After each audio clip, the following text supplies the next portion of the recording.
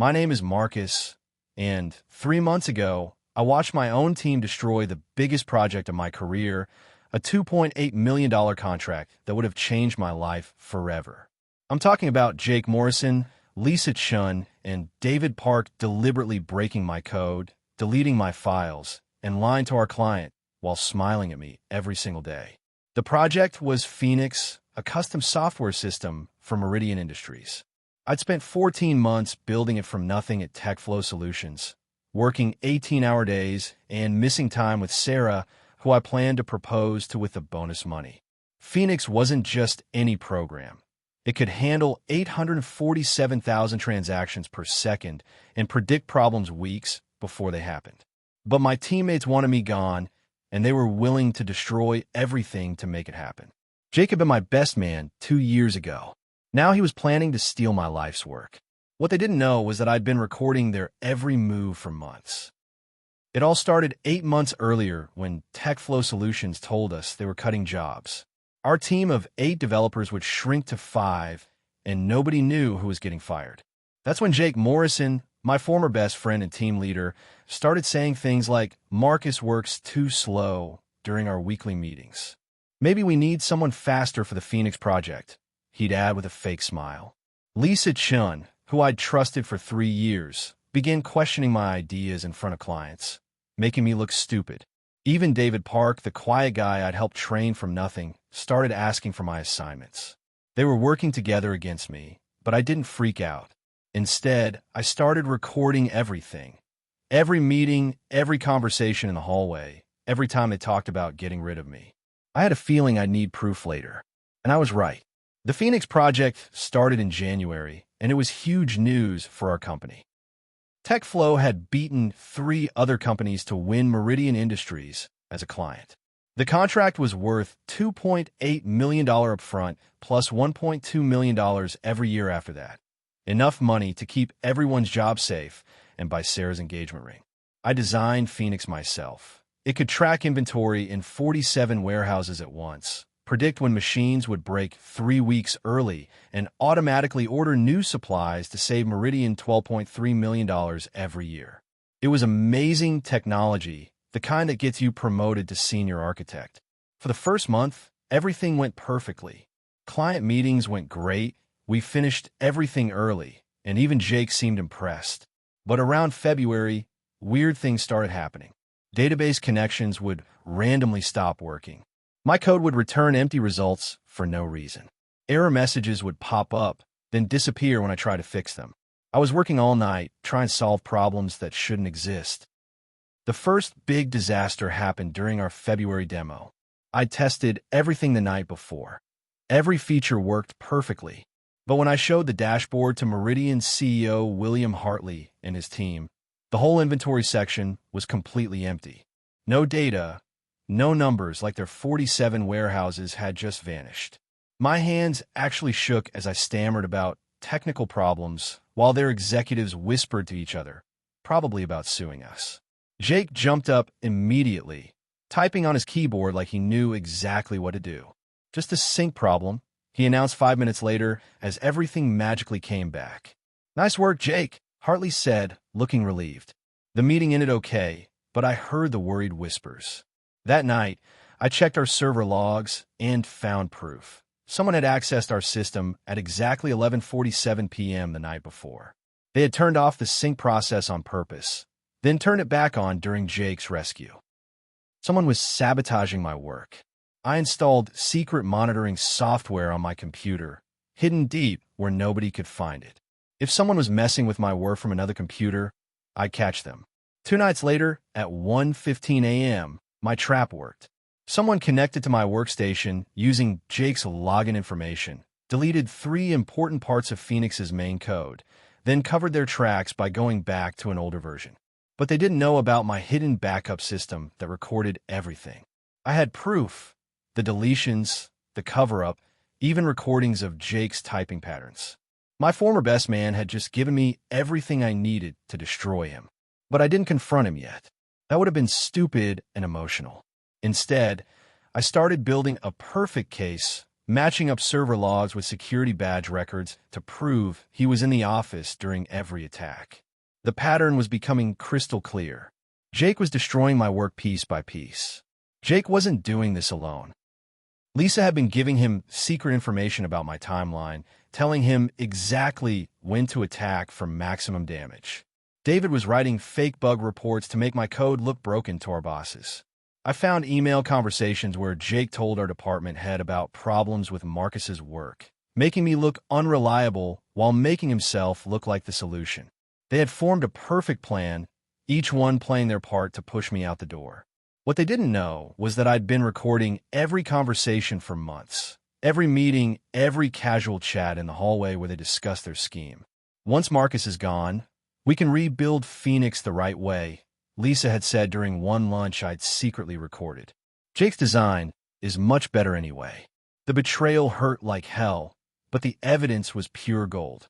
They were destroying my reputation while planning to steal credit for my work and get me fired. The final attack came during Phoenix's last review in April. 3 months of sabotage had led to this moment, launching the system for Meridian's real business. I'd spent the week before working 20-hour days, checking every function 3 times, running tests that pushed the system harder than it would ever need to handle. Security experts had checked our safety features. Everything was perfect for Friday morning's presentation to Meridian's top executives. But Thursday night, they struck with perfect timing. The entire Phoenix system didn't just crash, it was completely destroyed. Database tables were scrambled beyond repair, important files disappeared, and our backup systems failed all at the same time. It was sabotage so complete that fixing it would take months. Jake called an emergency meeting Friday morning, his face looking worried and sad. "I have terrible news," he told Hartley's team. "Marcus's code has serious problems. The whole system has collapsed, and we can't fix it." I sat in that meeting watching my career get destroyed, and I didn't say a word. Jake looked fake sympathetic, explaining how my too complicated design had caused everything to break. Lisa offered to help clean up the mess, her voice full of fake concern. David suggested we could save some pieces if we started over with simpler, more reliable code. All 3 of them acting like concerned coworkers instead of the backstabbing liars they really were. Hartley's face went from confused to angry to ice cold as Jake recommended starting fresh with a new design approach and a more experienced team. The contract they'd fought so hard to win was falling apart, and they were blaming everything on me. After the call ended, Jake turned to me with that fake sympathy I'd learned to hate. "Don't worry, Marcus. We'll fix this together." That's when I smiled. Actually smiled because they had no idea what was about to hit them. "You're absolutely right," I said calmly. "We're definitely going to fix this." My resignation letter was perfect. No anger, no accusations, just professional language about looking for new career opportunities. I cleaned out my desk slowly, gave back my badge with a smile, and shook hands with everyone who'd stabbed me in the back. Jake looked surprised, but happy. Lisa actually hugged me goodbye, talking about keeping in touch. David wished me luck finding something that matched my skills better. They thought they'd won. They thought I was broken, crawling away in shame like a beaten dog. They were dead wrong. Hidden in my personal laptop was something worth more than money, complete proof of their sabotage operation. Every deleted file, every broken database, every fake bug report, all backed up with video evidence and recorded conversations.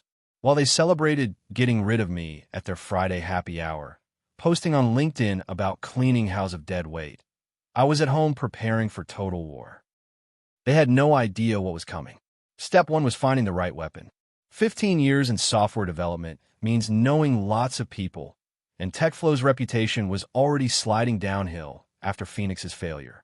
3 companies called me within a week, but I wasn't just looking for another job. I wanted something specific, a company that could directly compete with TechFlow for big contracts. David Chun from Apex Technologies called on Tuesday, and his desperation was perfect for my plan. "We keep losing deals to TechFlow," he said over coffee. "They have some advantage we can't figure out." I took a slow sip, letting him squirm. "What if I told you I could change that forever?" His eyes lit up like a kid on Christmas morning. I'd say you just became our most valuable hire. Chen offered me the CTO position, unlimited budget, and stock options that would make me rich if we succeeded. But money wasn't my goal anymore. Revenge was. And I was about to deliver it with perfect precision. Joining Apex Technologies was like entering a different world where skill mattered more than office politics. Clean code, honest schedules, teammates who actually worked together instead of stabbing each other in the back. Chun gave me a corner office with a city view and total freedom for my first project. Show us what TechFlow's been hiding, he said. So I rebuilt Phoenix from scratch, but this version was beyond anything TechFlow could dream of. Better programming, cleaner design, military-level security, and my secret weapon, an AI system that could predict supply chain problems 3 months ahead of time. It was revolutionary technology that made old systems look like toys built by children. Within 6 weeks, Phoenix 2.0 was ready to deploy. Not the sabotaged rec TechFlow was struggling with, but a next-generation platform that would change the industry forever. Chen was speechless during the demo. "This is incredible," he whispered, watching real-time data processing handle impossible workloads. "How did you build this so fast?" I smiled. Experience teaches you what really matters. While I was building the future at Apex, TechFlow was drowning in the mess their sabotage had created. Phoenix's failure had cost them the Meridian contract plus $2.8 million in immediate money. Jake's replacement team had spent 3 months trying to rebuild what they destroyed, but without my original design, they were basically finger painting with crayons. Even worse, word was spreading through the industry about TechFlow's reliability problems. Potential clients were asking tough questions about their development process. Existing customers were demanding extra guarantees and penalty payments if things went wrong. The company's stock had dropped 18% since I left, and their quarterly meeting with investors was a complete disaster. But the real destruction was just starting, because while Jake, Lisa, and David struggled to keep TechFlow alive, I was preparing to sink them completely. Apex had scheduled meetings with 3 of TechFlow's biggest clients, companies worth a combined $15 million in yearly contracts. And I would be leading every single presentation personally. Morrison Logistics was TechFlow's second biggest client, worth $4.2 million over 3 years. They'd been complaining about system problems for months, but TechFlow kept sending fixes that broke other things. Sandra Walsh, their technology director, looked tired when Chun and I walked into her conference room Thursday morning. "Our current provider promises to fix things, but just creates new problems," she said bluntly. "We're losing money every day." I leaned forward with perfect timing. "What if I told you those aren't random bugs? They're basic design flaws that can never be truly fixed." For the next hour, I completely destroyed TechFlow's system design, explaining exactly why it would never work properly and would keep failing at the worst possible moments. Then I showed them Phoenix 2.0, demonstrating how it solved every problem they complained about plus dozens they didn't even know they had. Walsh's mouth fell open during the predictive analytics demo that caught potential failures 3 weeks before they'd heard operations. "This is exactly what we need," she said, almost whispering. "When can you start?" Morrison signed Friday afternoon, and Jake called me within an hour, his voice shaking with panic. "Marcus, what the hell is happening?" he demanded. "Morrison says you convinced them to switch companies." I kept my voice calm and professional. "I'm just doing my job, Jake, helping clients find better solutions." "This is corporate theft," he yelled. "I'll sue you for stealing our clients and breaking your contract." I actually laughed out loud. Good luck with that. My resignation was clean. I never signed a no-compete agreement, and everything I'm using is technology one built independently. But hey, maybe you should focus on keeping your remaining clients happy instead of threatening former employees. He hung up angry, but I was just getting started, because Morrison was nothing compared to what came next. Titan Manufacturing, TechFlow's biggest client worth $6.8 million every year, had been questioning whether to renew for months. Their contract expired in 60 days, and Chun had already set up our presentation for Tuesday. The biggest prize was within reach. The Titan meeting was in their glass conference room with 12 executives, including CEO Robert Garrison. TechFlow had handled their account for 4 years, but their system was falling apart. Manual workarounds, constant crashes, and efficiency losses were costing Titan millions every quarter. "We're looking at other options," Garrison said coldly. "Our current provider isn't meeting our needs." Before showing Phoenix 2.0, I did something unexpected. I put TechFlow's system design on their big screen. "This is your current platform," I said, pointing out critical security holes I documented during my time there. "Notice the 14 weak spots, 3 of which could let hackers access your financial records." The room exploded with worried voices. Garrison's face went white. "Are you saying our data isn't safe?" I nodded seriously. "Your current system has had these security holes for 8 months. The fixes were never made a priority." Then I launched Phoenix 2.0, and the difference was shocking. Phoenix 2.0's demo was flawless. Real-time processing of their actual data, maintenance scheduling that caught equipment problems weeks early, automated reports that would save hundreds of hours every month, and analytics so advanced they could optimize supply chains in ways Titan had never thought possible. The room sat in stunned silence as my AI predicted their next 3 equipment failures with perfect accuracy, potentially saving millions in downtime. "Impressive," Garrison said. "But can you promise these results?" I looked him straight in the eye with total confidence. "Mr. Garrison, I guarantee Phoenix 2.0 will beat your current system in every way we can measure. If we don't give you 20% better efficiency within 90 days, Apex will give back your entire payment." The room went completely quiet. That kind of promise was unheard of in business software. Garrison smiled slowly. "Now that's confidence." The contract was worth $6.8 million every year, plus a $2.3 million setup fee. When TechFlow lost it Friday afternoon, their stock price crashed another 12%. Jake called me that evening, his voice breaking with desperation. "You're destroying us," he screamed. "This isn't fair business competition. It's personal revenge." I let him yell for 30 seconds, then cut him off with ice-cold calm. "Jake, remember when you sabotaged my Phoenix demo 4 months ago? Remember how you broke my database and deleted my main functions?" Silence stretched like a hell breath. "Remember how you, Lisa, and David planned together to get me fired so you could steal credit for my work?" The silence got deeper. "Well, now you're getting what you deserve for those choices. This isn't personal, it's professional payback. You tried to end my career, so now I'm ending yours. The difference is, I'm doing it with better technology and honest business." He hung up without saying another word. But the biggest prize was still waiting. Meridian Industries, the original Phoenix client worth $8.7 million over 5 years. The contract that started this war would also finish it.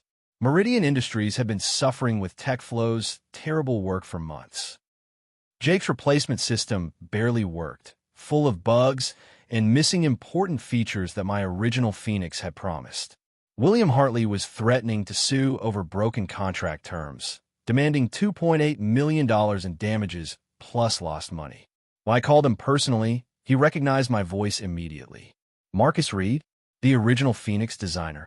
The designer whose project was sabotaged. I corrected carefully. "Mr. Hartley, I have something you need to see. Both a solution and an explanation for what really happened." The meeting was set for Wednesday at their headquarters, but this time I brought more than Phoenix 2.0. I brought complete proof of the sabotage operation.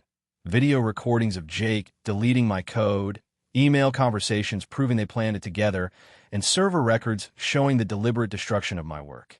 Their legal team looked at everything while I demonstrated the real Phoenix, the system that should have been delivered months ago.